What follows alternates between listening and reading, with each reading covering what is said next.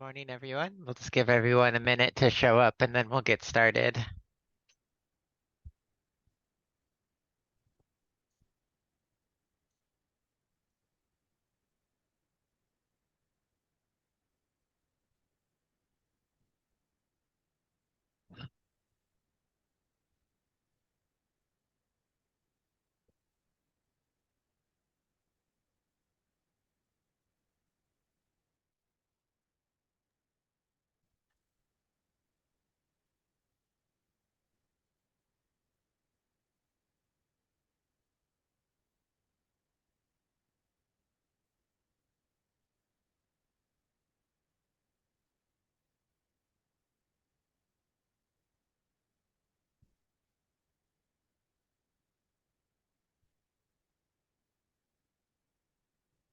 So yeah, we will get started in just 1 minute. I think last time we had a lot of people show up in the few minutes after 11, so let's give it 1 minute.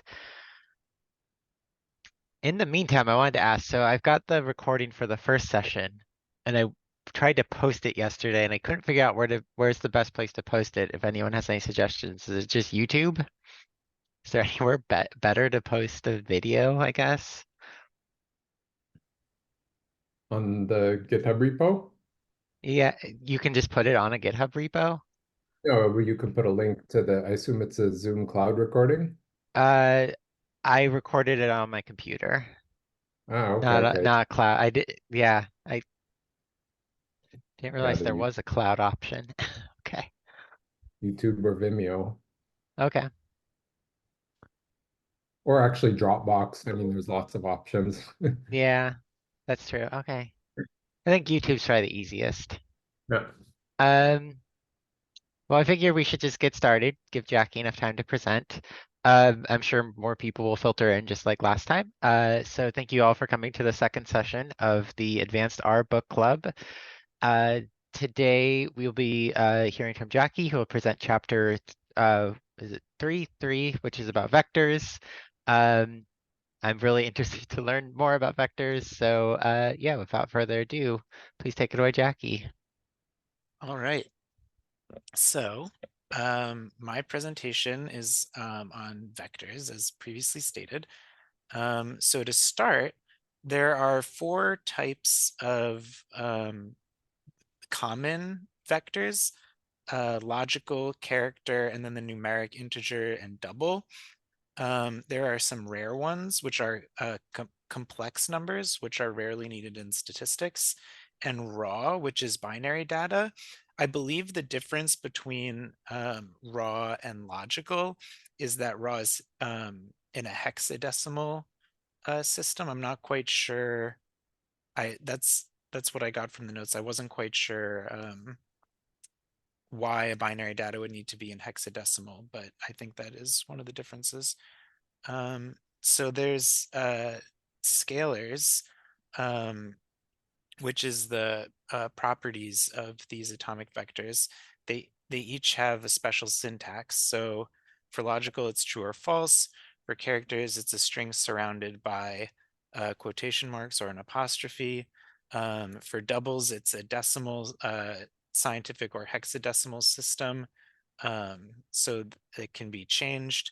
And integers are similar to doubles, but they're followed by an L and cannot contain fractions. That would so it's just count numbers. Sorry, Jackie, to interrupt. Could I ask you to make this full screen?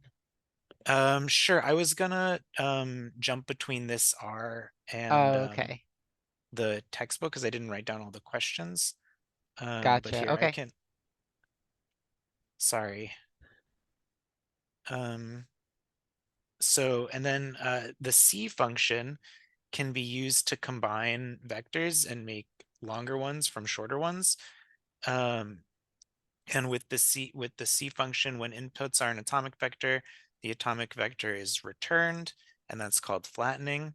If you want to know the type of vector, that's the type of function. And if you want to know the length, that's the length function. Um, then there's also missing values, which are shown as NA.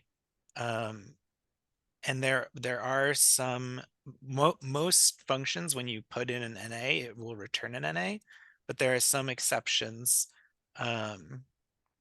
which is these functions up here. I wasn't quite sure what the dash function does. I think it's an OR function. So NA or true returns true, and NA and false returns false. So you want to use the is NA when figuring out if a value is missing or not x equals NA, because that leads to all the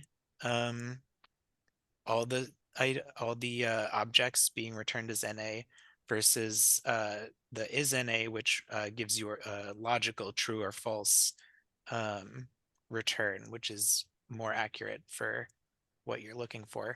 And if you want to know specifically the NAs of a specific atomic type, there are commands NA integer for integers, NA real for double, and NA character for characters. And just NA is a logical function. So you Can I just back up with a question there? I Yeah, think sure. that these things on line on the first line, I think they make sense.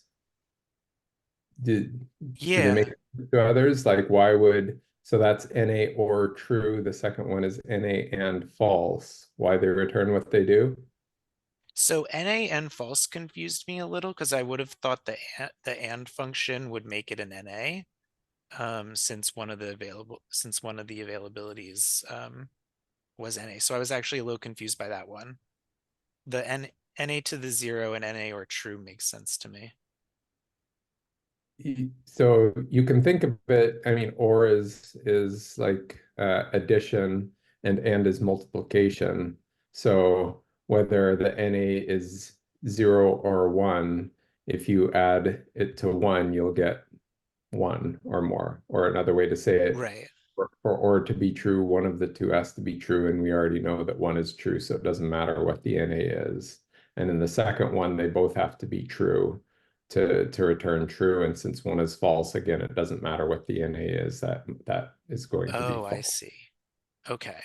So if it's Or think of it as multiplication. So whether it's 0, the NA is 0 or 1, when you multiply it by 0, you get 0. yeah, okay, that makes sense. I am confused by the power one though. Why is NA to the 0th power 1? Because anything to the 0th power is 1. Except 0, which is undefined. 0 to the 0th power is Oh, undefined, that's right? true. So why would NA to the 0th power It, be 1? I think just by definition, at least in some algebras, 0 to the 0 is 1, and in Okay, R it is 1. okay. Okay, I didn't know that.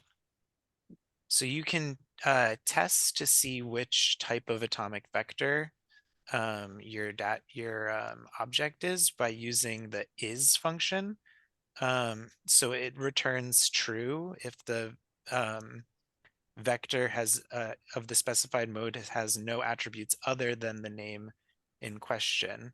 So it'll return false otherwise. Similarly for is atomic, also will return true or false depending on if the vector is an atomic one. And is numeric is a general test of an object being interpretable as numbers. So coercion is when you have to combine different types of elements and turn it into the same atomic vector. So the coercion happens in a fixed order. First is character, then it moves to double, then it moves to integer, and finally logical. So mathematical functions coerce to numeric, which makes a lot of sense for logical variables, because so true will be 1 and false will be 0. And you can use the as function to deliberately coerce. So it's a little different from the is function. The as function is for coercion. And if you try to do a coercion and it fails, you'll get a warning or an NA. So then for the exercises for this section, the first question is, how do you create raw and complex scalars? Raw vectors creates or tests for objects of type raw. So that's where I got the hexadecimal. And complex is basic functions with support complex arithmetic in R. In addition, arithmetic operators, so like plus, minus, multiplication, divide, and to the xth power. As raw and as complex returns raw and complex scalars. So if you need to use a scalar for one of the rare types of vectors, that's what you would use. So then for the next question is, what does dim return when applied to a one-dimensional vector? And then when Can I might you interrupt use? again about something you already did? I'm trying Sure. to figure out what that like that order of coercions means. I was just So playing around with it a little bit. That where is it? Yeah, character to double to integer to logical. I think it means that if you have a character and an integer and you try to coerce it, it'll move to a character. And if you have like a double and a logical and you try to coerce it, it'll go to double. Like it kind of goes to it. I think it goes to whichever is the farthest down on the fixed order. That was my understanding.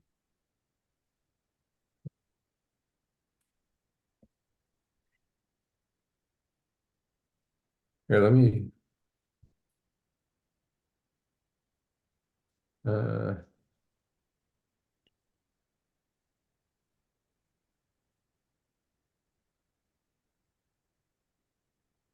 here's something I just tried out.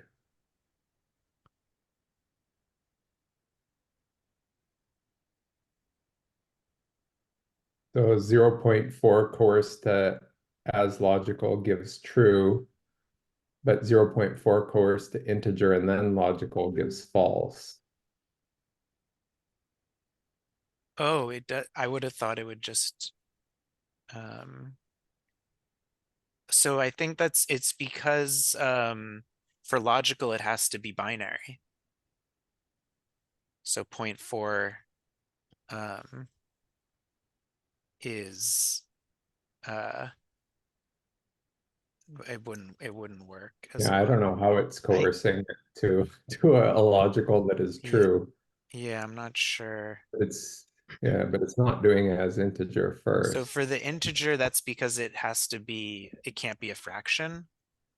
So I would have thought both would be false. Here's what happens with when you just coerce to integer, it gives you 0. So it's like it rounds down because 0.5 Right. coerced integer gives 1. No, sorry, that No, still gives it gives 0. 0. It gives 0. Yeah, I was just trying it. Yeah. So I don't know about R, but I do know in Visual Basic, another programming language I'm familiar with, the reason any kind of integer or not integer, any number other than 0 is treated as true is usually because yeah, that's how they say it. It's like any value that is not 0 is true. Right.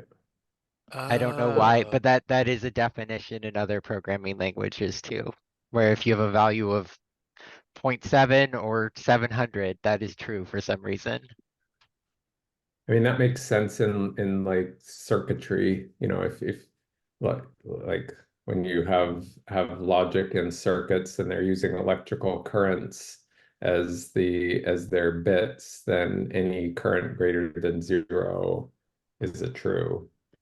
Yeah. You tried to keep them constant, but And can I ask about the complex numbers? Is that I'm not quite sure what those are still.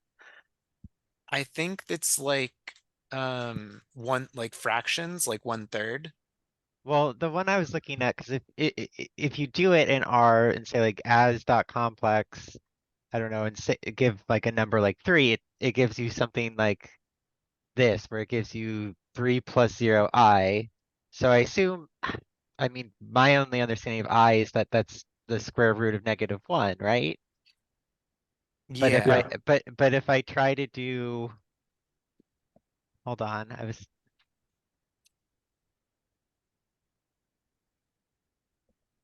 if I try to do as complex square root of -1, it it doesn't work. Yeah. So maybe I'm doing the, like I tried to do this and that didn't work. So I mean, So I know this isn't probably rough, like I can't think about a time where in statistics that you need this for -1, but okay, but if you do it the other way, it does work. It's the order of operations that matters. So if you do this, this works. And it gives you that 1i. So you Oh, can okay. represent this square root of -1, which is really important for, I think, electrical engineering in particular, for anything that has to do with that. You need to represent I often, so I'm guessing that's what the complex is often needed for. yeah, I Okay, think that you're makes sense. right about everything, Chloe. Okay. I am just figuring this out as we go, so I'm glad I'm getting something I right. I used to deal with complex numbers a lot when I was in physics. Yeah, I have to admit, it's been a long time since I thought about them, but I just remember that from like high school physics, so yeah. Um, so when dim is applied to a one-dimensional function, um, when might you use n columns and n rows? Um, that I think we were still on 3.2, right? Yeah, those were the 3.3 exercises. oh yeah. Um, sorry. No worries. So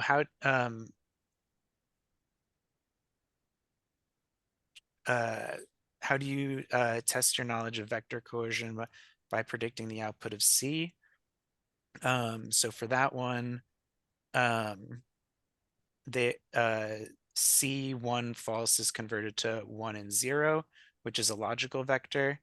Um, in quotation marks 1 is converted to a character of basically repeating it back to you, A and 1, and true and the integer 1L returns 2 ones, which is illogical respectively. Is that logical or is that So, integers? I think I think it would have to have an L to be an integer. Or, okay, let me, That was what I thought. okay. I I thought it was integer because of the like hierarchy of what it chooses to coerce to, right? Like I think integer is before logical. That was my understanding. Yeah, Uh, if you try here, if you try something like this, is what it returns. So it's not logical. Oh, okay, so that is an integer. It's numeric, I guess. I don't know if it's an integer, but it is numeric at least. right, that's what those greater or those arrows meant. The order of coercion if you tried to mix Got it. types. Um, and then so why is one equal to 1 parentheses true? And why is -1 great less than 0 true? And why is one less than 2 false? So the one so the 1 equals 1 is true because I thought both were integers. -1 is less than false because false is equal to 0, and 1 in quotation marks is less than 2 because 1 is a character. And then why is the default value NA a logical vector? What's special about logical vectors? So in R, logical vectors are used for conditions and comparisons. The logical vector representation of missing values allows for consistency in handling missing data across various operations and functions in R. And then the last question is precisely what does isatomic, isnumeric, and isvector go to? So as I said in the previous slide, it's returns true for the vector, isvector returns true for specified modes with no attributes other than names. And then the isatomic is true or false, and is numeric is tests for the interpretability of the numbers as numbers. Who knows what is what atomic means? So I think isatomic returns true for logical, character, integer, and double, and would return, or I guess it would also return true for complex and raw. But I think if something isn't atomic, that it's when there's like either zero, it's like a null, like 0 dimensions. So I think that would return a false, if I'm not mistaken. So atomic means that each of the elements in a vector is atomic. Atomic meaning it's the small, like atoms are the smallest particles of matter, so they can't be broken down further. So yes, logical, character, all of and complex, these are all atomic because each of their elements can't be broken down any further. Okay. Whereas the data frame is not atomic, a list is not atomic. Anything where it can be, its element has more than just one piece of information in it is not atomic. Okay. Interesting. And a vector can be, I think, does anyone offhand if a list counts as a vector? I think we get into that. Okay. I think it's if I'm remembering, it's like multiple vectors combined into one. So it's like a vector of vectors. I think we'll get more into it. It is, yes, it is a vector though, but it's not atomic. Yeah. So it's a vector because you can subset it using single brackets. Sorry to get ahead. But it's a vector, a list is a vector, but not atomic. Got it. So if you want to build on top of atomic vectors, you use attributes. So the dim attribute, it helps you make matrices and arrays. And the class attribute is used to create S3 vectors, which are factors, dates, and date times. So for getting and setting attributes, the individual attributes can be retrieved and modified with ATRR function, or retrieved and masked with attributes, and set and masked with structure. So from the example here, when you use the attributes, it returns the value of x of a x, the value of the attribute. But if you use the structure, it'll tell you what type of atomic vector it is. So it has character for A, B, C, D, E, F, an integer for A 1 to 3 and AY 4 to 6. And so that it, if you need to set the X and Y, you use the structure, and then when you use the structure within the attributes function, it returns something similar to just the attributes, but you've sort of hard coded it yourself in this situation, is my understanding of why it's different. I don't know. So continuing with getting and setting, most attributes are lost by most operations and can be thought of as ephemeral. Only two attributes are routinely preserved. That's the names and the dim function, which is for the matrices and arrays. So names are a character vector giving each element a name, and dims are an integer vector used to turn vectors into matrices or arrays. And to learn, and S3 will go more over in chapter 13. So for now for naming vectors, you can do it in one of three different ways, either when creating it. So that would be like this function, a equals 1, b equals 2, c equals 3, or by assigning a character vector to the names. So first you set x is equal to 1 to 3, then you use the names function to assign it in the order in which you want the names to be assigned, or you can use set names where it you put the vector and the name list into the same line of code. And then you can remove names with unname, or names x is null, and avoid using the attributes function with names because it's less readable than simply doing names x. And names should be unique.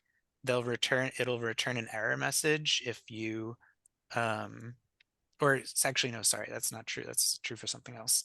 That's true for row names. But so names of vectors, it's not enforced by R that it has to be unique, but you'll end up with problems with your coding if you do create non-unique names. And missing names will either be listed as simply a blank with just 2 quotation marks, or NA character. And then if all the names are missing, it'll return a null value. So dimensions can be used in several different ways. They're two-dimensional objects versus arrays, which are multi-dimensional. If you want a matrix of names, you use row names or column names. And if you want an array, you use dim names. Similar thing is true for length. You use n row or n column for a matrix, and you use dim for the array. For the C function, it's a little bit different. You use rbind or cbind for the matrix, and you use this string of code abind for the array. And then I think, and then for is null, dim x is that's just the basic is matrix or is array. So 2 scalar arguments specify row and column types. So that's this information right here. And 1 vector argument to describe all dimensions. So for this one, there's two different basically there's 2 different matrices in one. So there's the first matrix, which is 1 through 6 with 3 columns and 2 rows. And then there's the other one with 7 through 12. And you can modify an object in place by setting the dim. So this is similar to the first example, but because the dim set is set to 3 and 2, 3 is for the number of rows, 2 is for the number of columns. So that returns a matrix that looks like this. And then a vector without a dim attribute set is often thought of as one-dimensional, but it actually has null dimensions. Matrices with a single row or single column, or arrays with a single dimension are possible, but behave differently from the normal matrix or arrays. So another way to think about this is that matrices are two-dimensional and a list is a one-dimensional object. And so if you want a one-dimensional vector, that's just a string of numbers 1 through 3, but you can turn that into a one-column vector using the ncol function. Similarly, you can use the nrow function to turn the string into a one-dimensional row vector. Or no, it would be two-dimensional. And then the string array is used for an array vector, which is multi-dimensional. So then for the questions for this section, how is set names implemented? How is unnames implemented?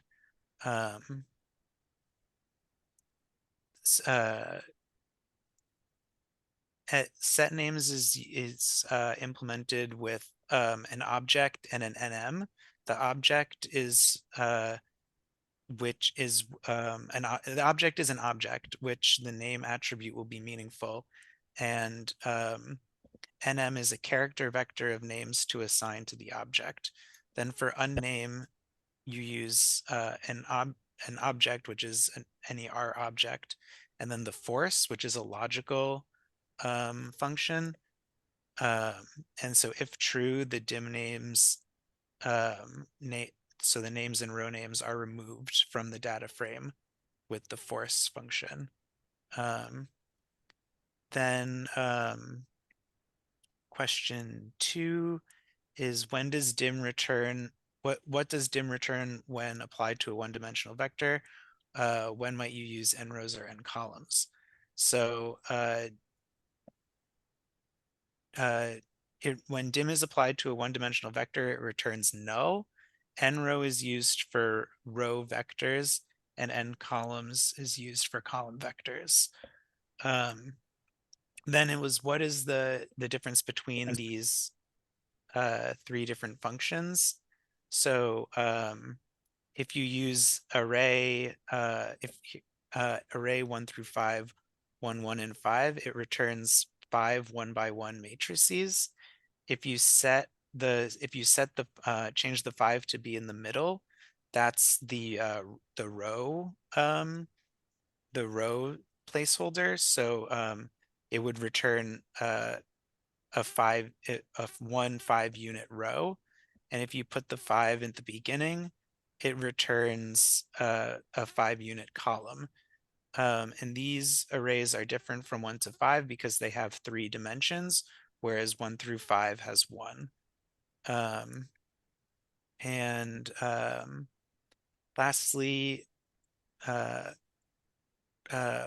early draft used to code this illustrated structure, but when you print the object, you don't see comment attributes. Why?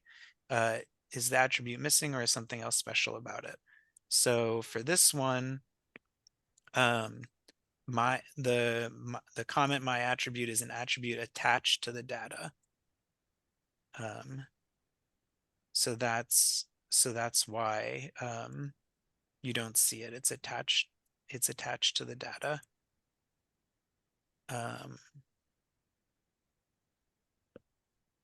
So now Is to there get a way into to view it? That comment? that's a good question. I can ask here.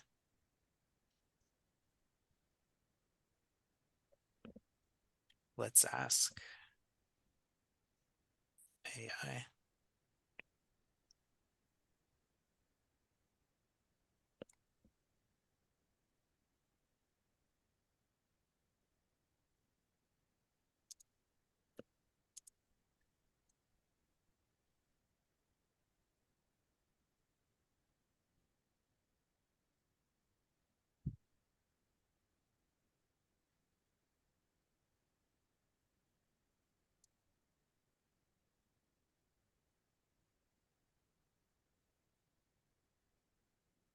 Okay, so you would use you use the comment function.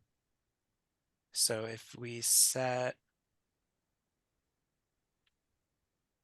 let's try vector 1 to 10 here. Oh, okay, I see how this works now. That's fascinating. I had no idea R had a way of like assigning comments to objects. Okay. Yeah, here, I think this will work.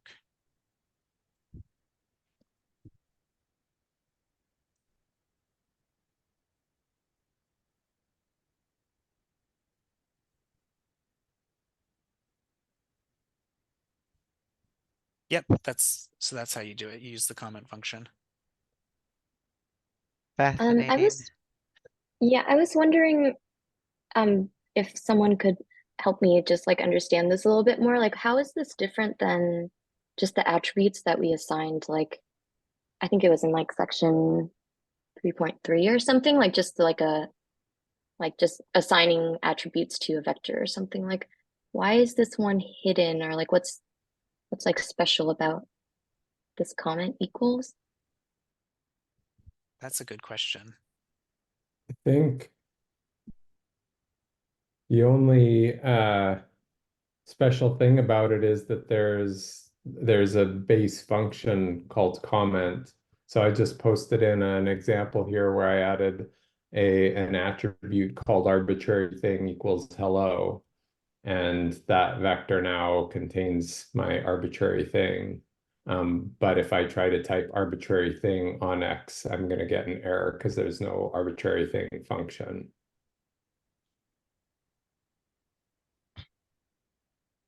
Oh, okay, interesting. So could you make an arbitrary thing function? Sure. Absolutely. You Yeah. could try it right now. Something like arbitrary thing equals function of uh, OBJ or something.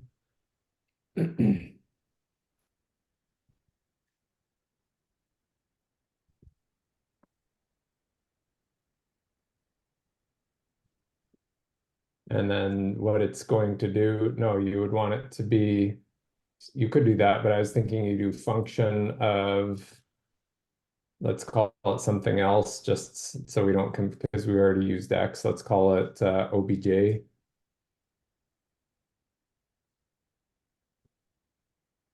And then ATTR, or yeah, ATTR of OBJ arbitrary thing.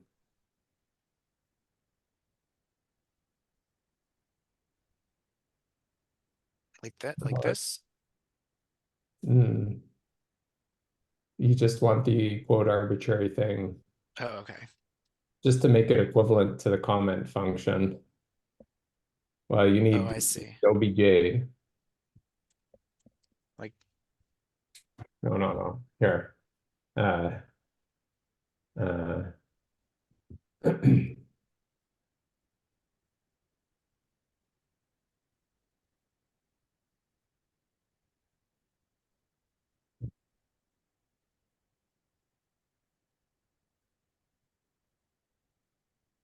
yeah, exactly. Terms got it.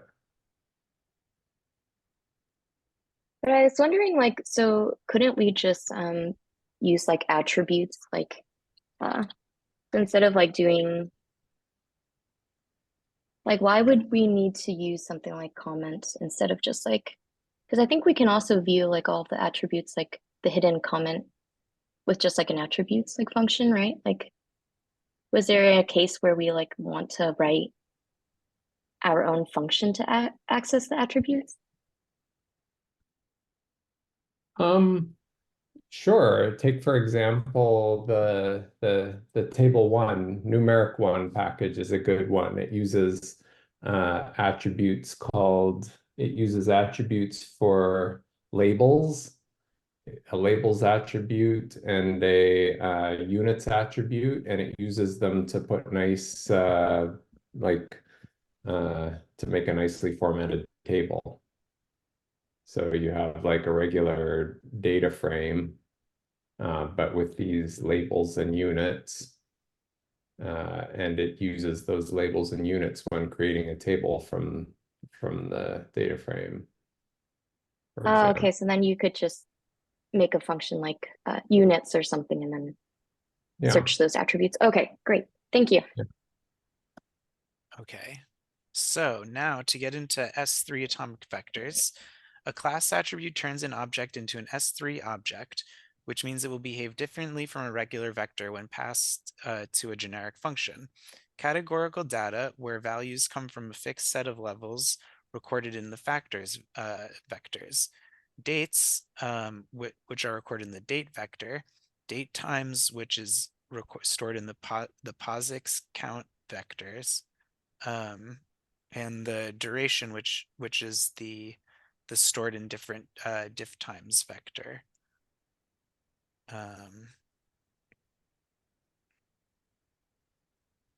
Sorry, my computer's freezing up. So factors can contain only predefined values built on top of an integer vector with two attributes, class and levels. Levels is define the set of allowed values, and when you tabulate a vector, you'll get counts of all categories, even the unobserved ones. So then the example over here is you have a sex character and a sex factor, which is the character set with levels. So when you look at the table of just sex character, it just returns to you the three M's in the string. But for the table, it actually returns, it understands that there's F as another factor, and so it returns and tells you that there's 0 F's in your object. So for factors, ordered factors behave like regular factors, but the order of the levels is meaningful. So many base R functions will automatically convert character vectors to factors. There's no way for those functions to know the set of all possible levels that makes sense or their correct order. So the levels are not a feature of the data, but are actually part of your design of both creating the data and analyzing it. So it's a function of the experimental design. Use the arguments string as factors equals false to suppress this behavior in R with the read CSVS and data frame. And then you can manually convert your vectors into factors with levels. So factors look like and often behave like character vectors, but are actually built on top of integers. Therefore, it's best to explicitly convert factors to character vectors if you need string-like behavior. So the string method, the G sub coerces factors to strings. The grepl function also coerces factors to strings. And character will return, if you use it, will return an error. And the C function uses the underlying integer values.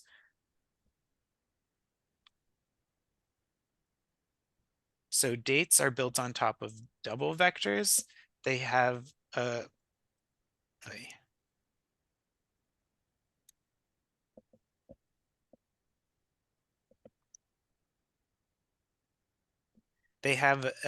class date and no other attributes.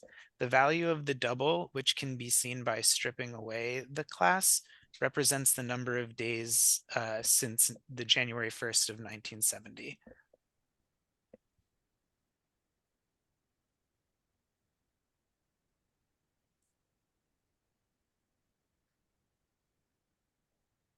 So then with date time, there's actually two ways of storing the information, POSIX CT and POSIX LT.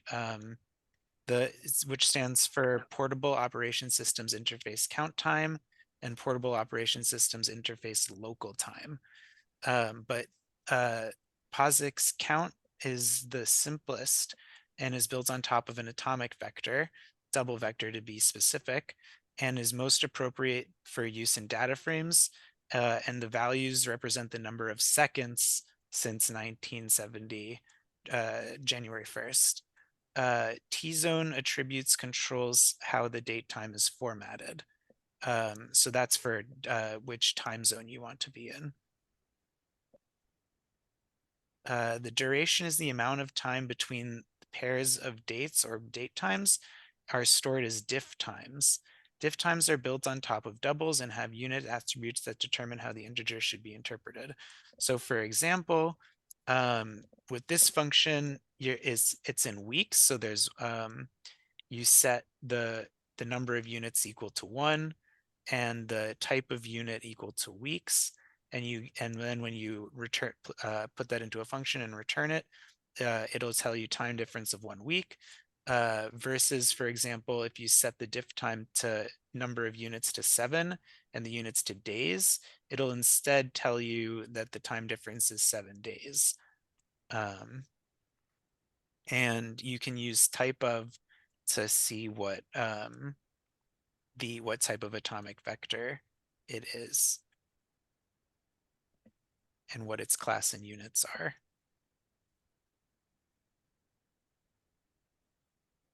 So for section 3, for exercises 3.4, table returns a summary of object properties.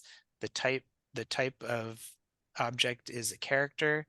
That the attributes is a matrices, and adding dimensions adds columns to the summary. And when you, so question 2, when you change, modify, or the levels of a factor, you are changing the order of the hierarchy of the factors. And then for 3, what are the differences between F1, F2, and F6?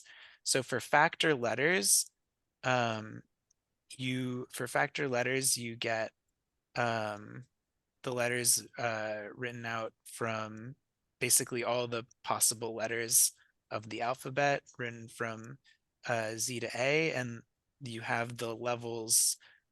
Since the levels were set to reverse, they go from that's why they go from Z to A. Then for function 2, the reverse is done on the factor and is instead of done on the levels. So it's still X to A, but then when you look at the levels, it reads it correctly, A to Z. And then for F3, it's the reverse of that. So the levels are reversed, but the factor letters is set to normal. So for that one, you get A to Z, but then the levels are switched from Z to A. So now to get into lists, each element can be any type, not just a vector. Each element of a list is actually the same type because each element is really a reference to another object, which can be any type. And that's, we learned a little bit about that last week. And then lists are sometimes called recursive vectors because a list can contain other lists. And creating a list does not involve copying the components of a list, so the total size is going to be smaller than you would expect.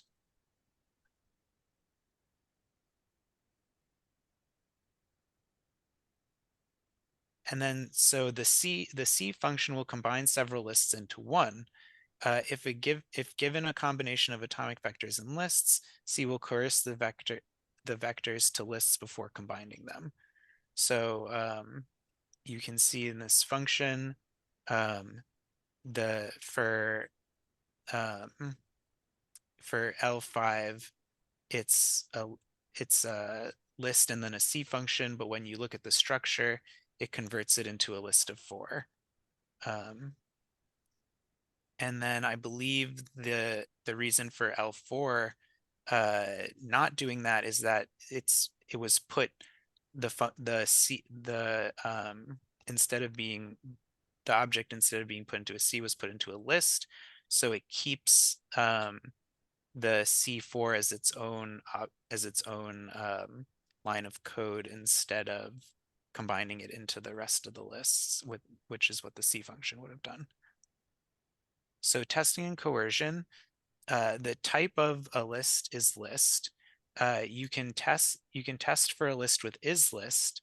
You can coerce to a list with asList, and you can turn a list into an atomic vector with unlist.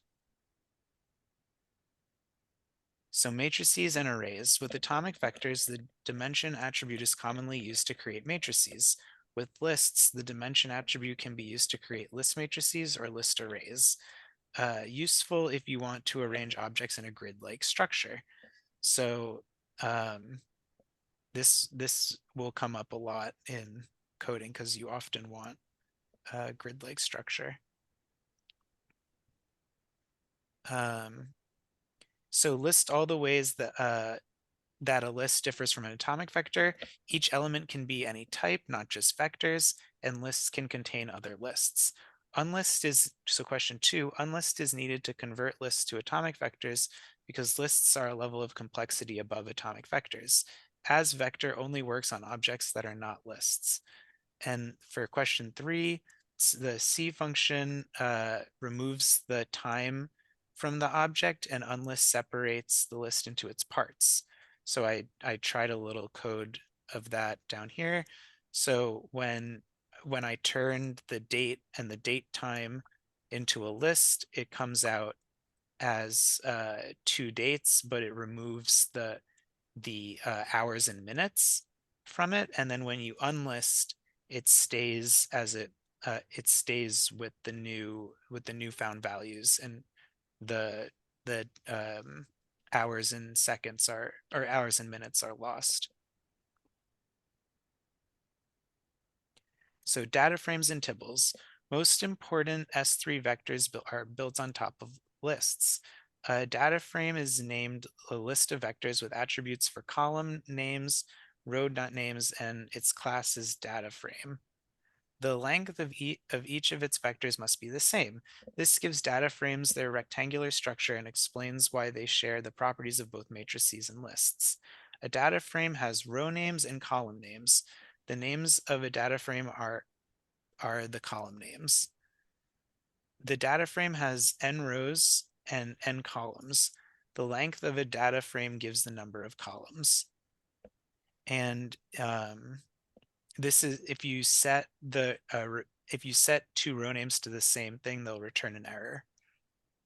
So tibbles are a modern reimagining of the data frame. They're provided by the Tibble package.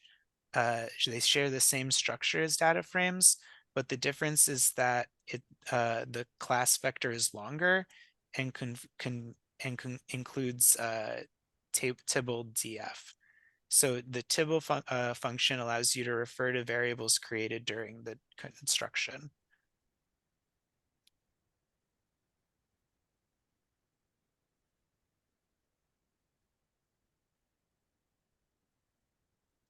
So you can create a data frame by supplying the name vector pairs to data frame. The default conversion is strings to factors. Use strings as factors equals false to suppress this and keep character vectors as character vectors. Creating a tibble is similar to creating a data frame. The difference between the two is that tibbles never coerce their input. Data frames automatically transform non-syntactic names, while tibbles do not. Both data frames and Tibble will recycle shorter inputs. Data frames automatically recycle columns that are integer multiples of the longest column, while Tibble will only recycle vectors of length 1.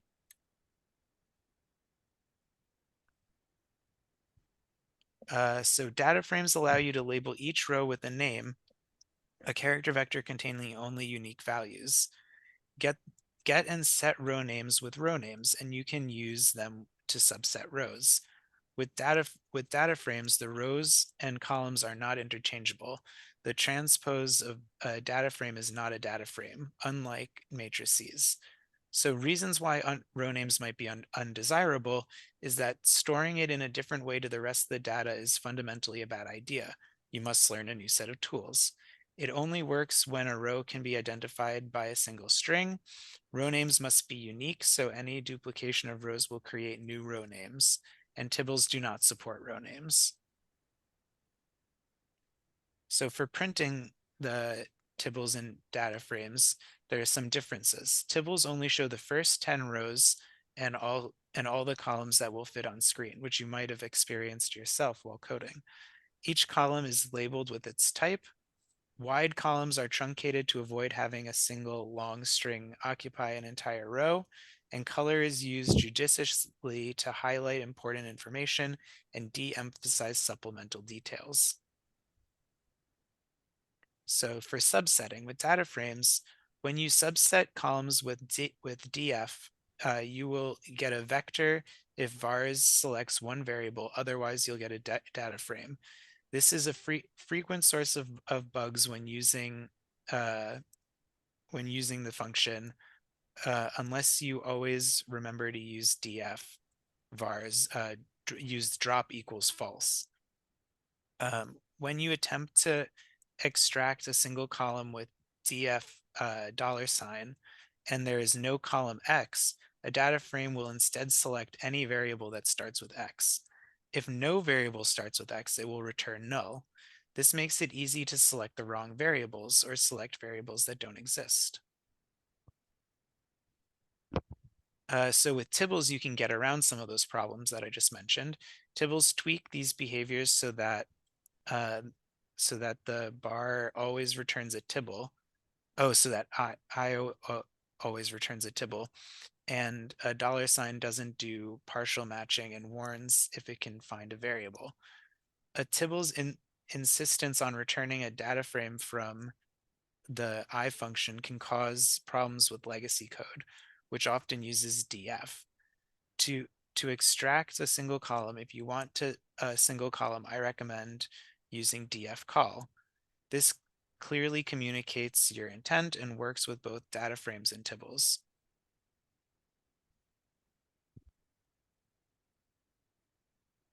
So Fascinating. I never really knew the difference between data frame and a Tibble.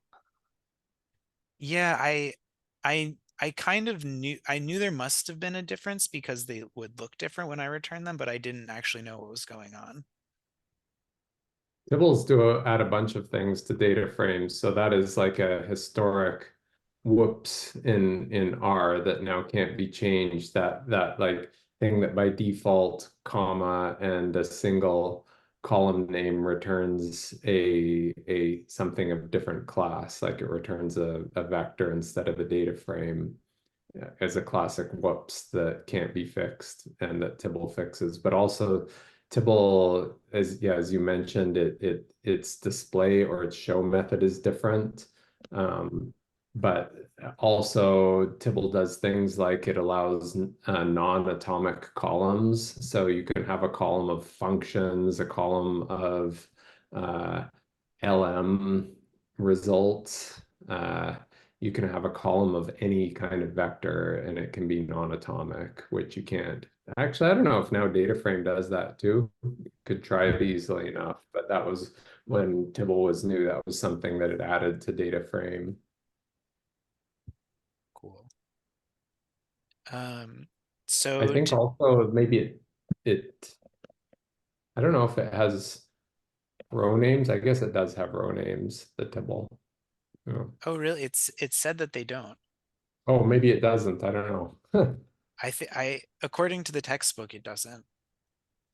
You can't do row names. So to check if an object is a data frame or a Tibble, use isDataFrame.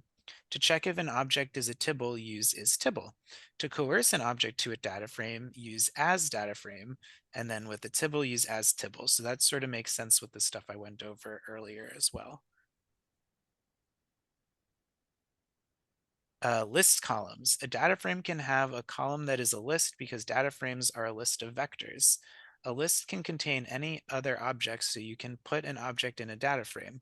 This allows you to keep related objects together in a row, no matter how complex the individual objects are. List columns are allowed in data frames, but you have to do a little extra work by either adding the list column after creation or wrapping the list in I. Because columns are easier to use with Tibbles, because they can be directly included inside Tibbles, and they will be printed tidily. So that's shown here.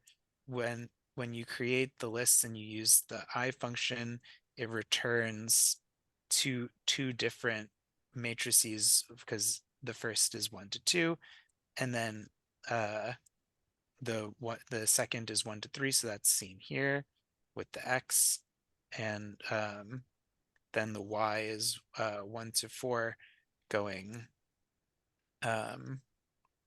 this way. The first, and it goes by one thing I didn't understand at first is it goes by rows. So it's the first one is 1 2, then the second one is 1 2 3, and then the third is 1 2 3 4.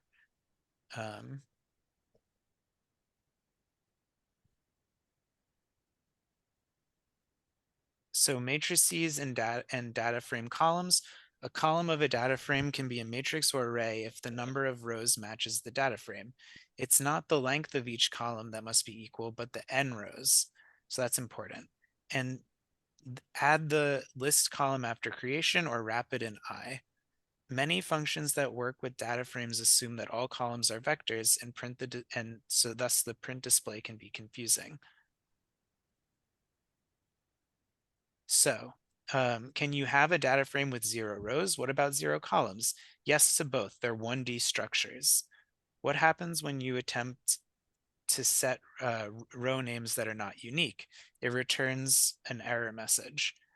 If DF is a data frame, what can you say about TDF and TTDF? TDF returns a data frame with a single row, and TDF returns a data frame into a single column. What does as matrix do when applied to a data frame with columns of different types? How does it differ from the data matrix? As matrix returns a matrix with characters. Data matrix transforms the matrix into integer form. Then finally, null values. Null is special because it has a unique type, is always length 0, and can't have any attributes. To test for nulls, use isNull. Common uses of null is to represent an empty vector of length 0, or an arbitrary type, and to represent an absent vector. The database null is equivalent to R's NA. So then finally, the quiz from this chapter. What are the 4 common types of atomic vectors? What are the 2 rare types? So the common are logical, integer, double, and vector. The rare are complex and raw. What are attributes? How do you get at them and set them? Attributes are metadata that are associated with an object. You can get and set individual attributes with ATTR XY or ATTR XY then arrow value. Or you can get and set all attributes at once with the attributes function. How is a list different from an atomic vector? How is a matrix different from a data frame? A list is different from an atomic vector because a list can contain objects of different types. An atomic vector can only contain objects of the same type. A matrix is different from a data frame because a matrix can only contain objects of the same type. A data frame can contain objects of a different type, so they're different in similar ways. Can you have a list that is a matrix? Can a data frame have a column that is a matrix? Yes to both. You can make a list array by assigning dimensions to a list. You can make a matrix a column of a data frame with df $x arrow matrix, or by using the I function when using a new column with data frames x equals I matrix. And then how do Tibbles behave differently from data frames? Tibbles have enhanced print methods, never coerce strings to factors, and provides stricter subsetting methods. So that's it. Thanks for sitting, bearing with me through this presentation. No, this is great. Thank you so much, Jackie. I feel like I learned several things today. Unfortunately, I'm late to another meeting, so I'm going to cut and run, but thank you for presenting, and I hope someone will sign up for next week. We don't have anyone signed up yet. Next week would be on subsetting, which I think is pretty straightforward, so that might be an easy presentation. So if you want to sign up, I'll post the GitHub link you to sign up on the wiki. And thank you again to Jackie for that excellent Jackie. presentation. Thank you. Have a nice weekend, everyone. Have a good weekend, everybody.